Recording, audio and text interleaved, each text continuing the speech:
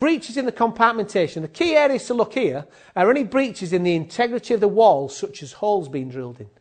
Common, isn't it? Common. Put a hole through the wall and put a bit of tape in there, a bit of foam in there. Another key area is above suspended ceilings. Sometimes missed again. You should lift the false ceiling tiles and inspect above them. This can be more important in some areas than others. For example, like I say, high-risk areas like sleeping accommodation, if it's a compartment wall for sleeping accommodation, you don't want any breaches up there. I mean, ultimately, you've got to fire stop all of it, but in some high-risk buildings, this is more important to make sure the compartmentation is there. Let's look at the classifications of linings now. All linings of ceilings and walls must have a certain classification depending on their location in the building.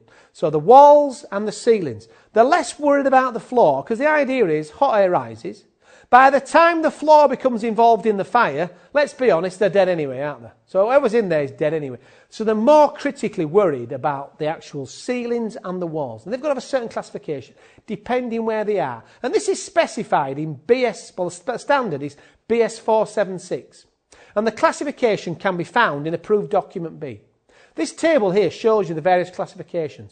Class 3 is where you've got small rooms of not more than 4 square metres in residential, 30 square metres in non-residential, and domestic garages of not more than 40 square metres.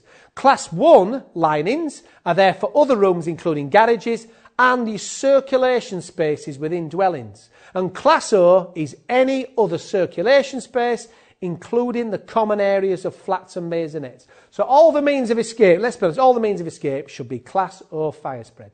Now these are the classifications where Class O is the higher standard. Now to meet Class O fire spread, the material must have a Class 1 in terms of surface spread of flame, and it also must be classified as made of limited combustibility. So it's got 2 criteria to be a Class O.